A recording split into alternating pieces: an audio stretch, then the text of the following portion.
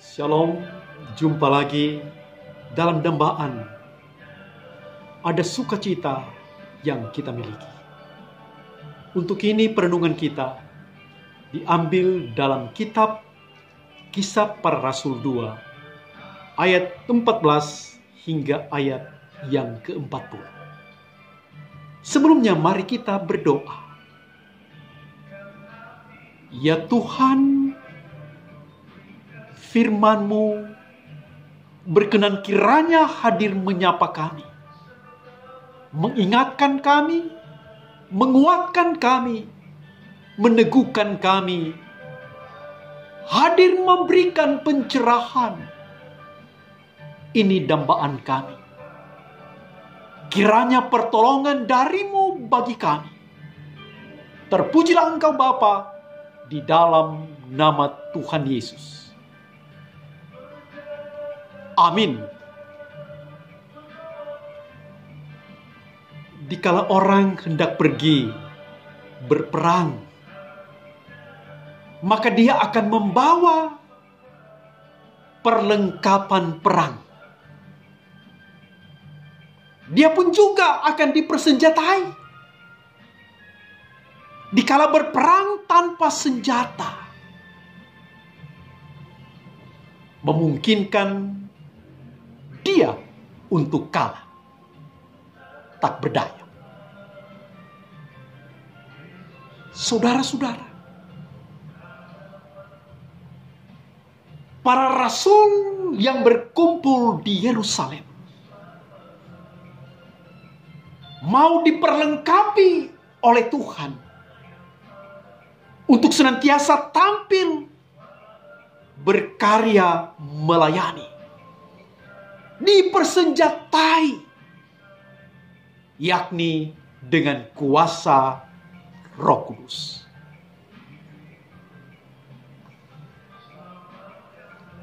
Tuhan penuhi janjinya. Selagi Ia bersama-sama dengan mereka, Ia mengatakan, Aku akan memberikan penolong bagimu.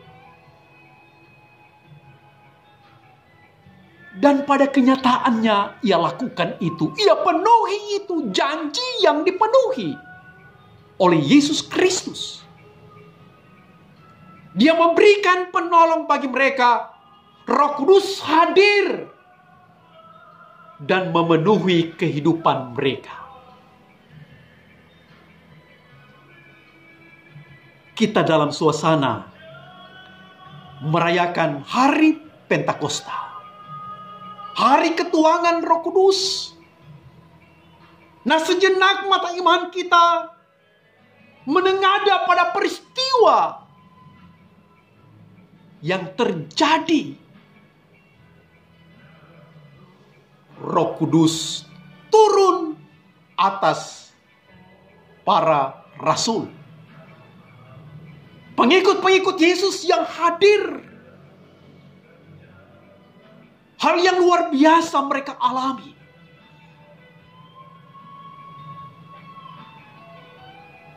Sehingga di kala itu, kalangan orang-orang Yahudi dari segala bangsa yang berkumpul, yang menyaksikan, mengatakan mereka itu sedang mabuk. Karena peristiwa-peristiwa yang luar biasa, mujizat-mujizat, keajaiban-keajaiban, tanda-tanda heran yang dinyatakan. Dan di mana lagi mereka berucap, himpunan segala bangsa ada di sana, dan mereka heran saat para rasul itu berbicara. Mereka semua boleh memahami, boleh mengerti hal yang luar biasa. Saudara-saudara yang dikasihi dan diberkati Tuhan, mengapa ini dinyatakan. Oleh karena berkaitan dengan Yesus yang sudah menyelesaikan tugas pelayanannya, tetapi masih banyak orang yang belum mengenal akan Dia, apalagi percaya akan Yesus. Termasuk bagi mereka yang ada yang menolak Dia, yang menyangkal Dia. Makanya para rasul diperlengkapi untuk menyampaikan kabar sukacita. Dan dari bagian perenungan kita, seorang Rasul Petrus tampil dengan khotbahnya. Dan hal yang pertama ia mengatakan kepada kalangan orang banyak yang menyaksikan, mereka ini tidak mabuk.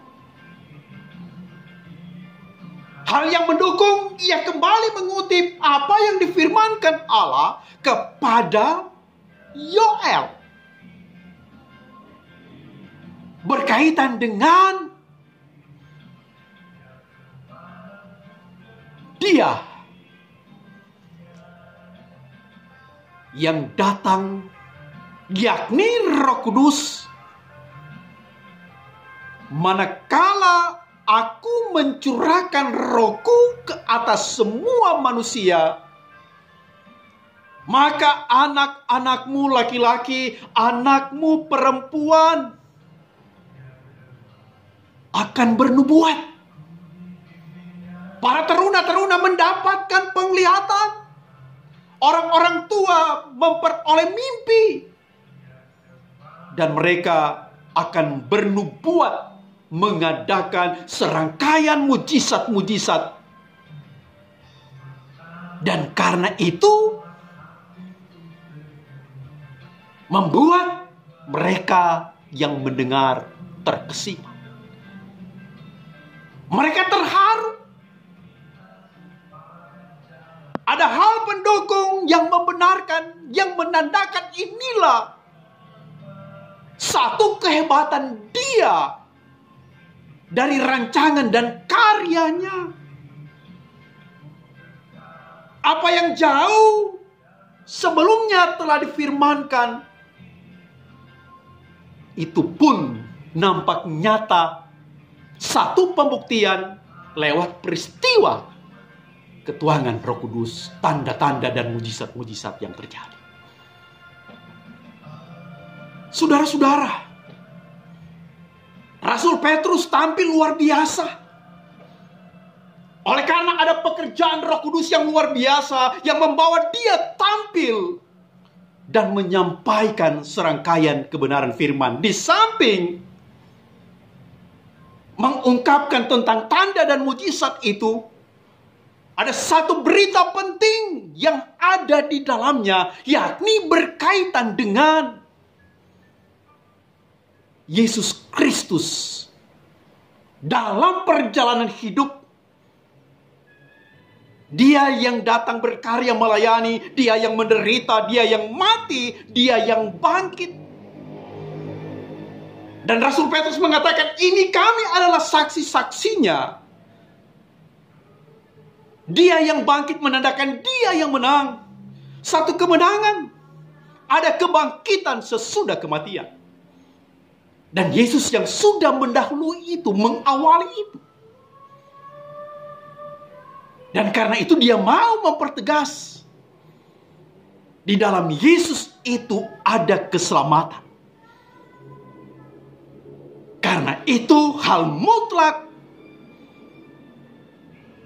untuk menerima Dia, percaya akan Dia, dan hidup di dalam Dia. Ini berita utamanya. Kesaksian tentang Yesus. Saudara-saudara yang dikasihi dan diberkati Tuhan, Petrus boleh tampil karena ada pekerjaan Roh Kudus. Kita sebagai umat Tuhan, kita sebagai alat Tuhan, Kita sebagai pelayan-pelayan yang dipilih, diutus, diperlengkapi untuk melayani. Ingat, ada satu hal yang Ia berikan kepada kita. Kuasa Roh Kudus. Kita dituntut untuk senantiasa memakai itu. Tuhan yang diandalkan di atas segalanya, dan kita berkarya melayani dalam kuasa Roh Kudus.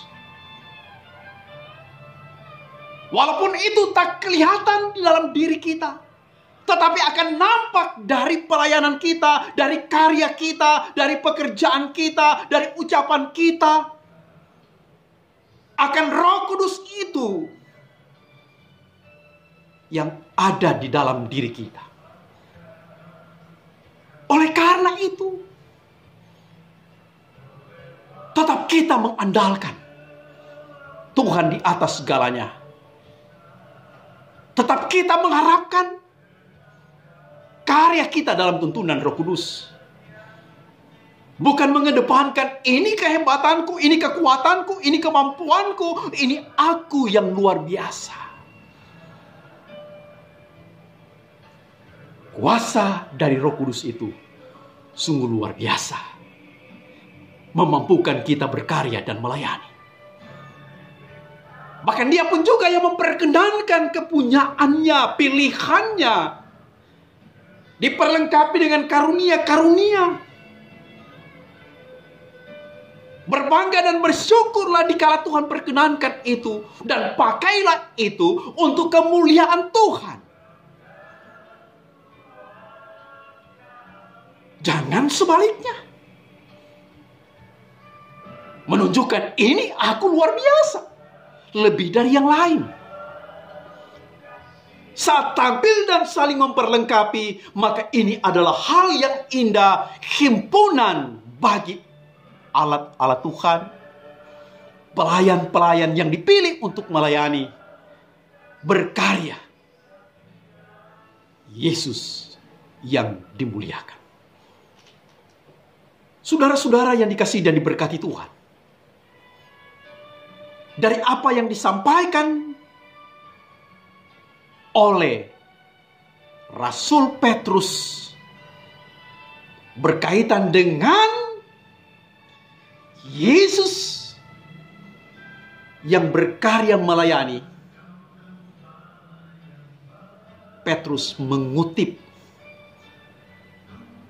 apa yang diungkapkan, bahkan menjadi ikatan janji, sumpah antara Tuhan dengan Daud. Yakni dari keturunan Daudlah akan tampil seorang yang datang sebagai raja yang menyelamatkan. Keturunan Daud akan duduk di atas taktanya. Makanya dari pemberitaan ini yang didukung dengan serangkaian kesaksian dari para rasul sekaligus yang telah disampaikan oleh Yoel, disampaikan oleh Daud, maka menjadi satu pegangan yang membawa para pendengar yang menyaksikan pemberitaan kesaksian ini berucap, kalau demikian, apa yang harus kami buat? Petrus pun menjawab, bertobatlah, berilah dirimu dibaptis. Yang berseru dan datang kepada Dia, yang percaya akan Yesus, maka akan diselamatkan. Adakah suara kenabian akan terus berkesinambungan, membawa banyak orang boleh berucap saat mendengar, saat ada sapaan, apa yang harus kami buat? Dikala mereka mampu menerima dalam ketulusan, mereka akan menyadari kunci pertobatan adalah hal yang luar biasa.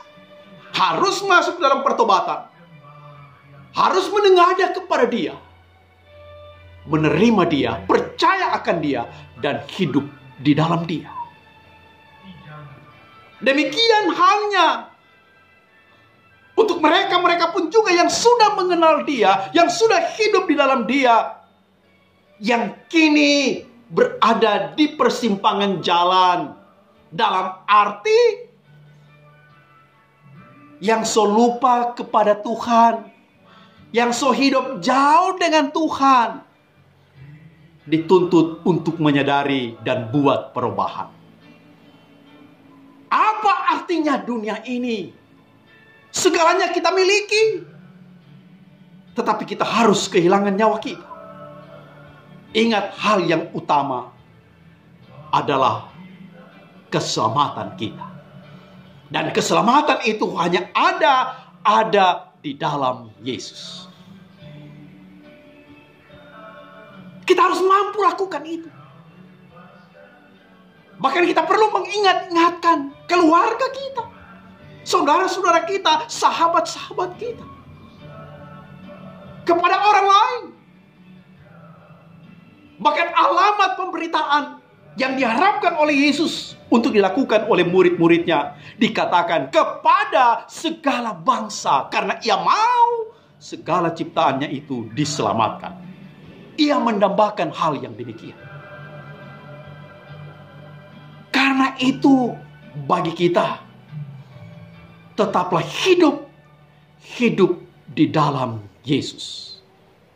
Jangan jauh-jauh. Lakukan apa yang Ia kehendaki, maka ada sukacita yang besar. Dan berkaitan dengan pergumulan kita, dengan masalah kita, dengan COVID-19 ini, yang kadang-kala membingungkan, meresahkan, menakutkan, kita harus menengadah kepada Tuhan. Tuhan berpengapalah, kurang sanggupkah Dia untuk memberikan jawaban? Memang banyak pertanyaan di dalam diri kita. Mengapa ini terjadi? Apakah karena kebodohan manusia? Ataukah karena sesuatu yang dituntut oleh Tuhan? Harus mampu tampil dalam kepekaan. Tetapi di atas segala tetap kita berseru kepada Tuhan, biar Tuhan yang berkarya, memperlengkapi kita dengan hikmat, dan kita pakai hikmat itu dalam upaya-upaya untuk mendapatkan jawaban dari pergumulan ini, sekaligus memiliki penguatan dan hidup dalam pengharapan di dalam Yesus. Selamat merayakan Hari Pentakosta, hari ketuangan Roh Kudus. Biarlah kiranya hidup kita tetap dituntun oleh Roh Kudus. Amin. Tuhan memberkati kita orang semua. Shalom.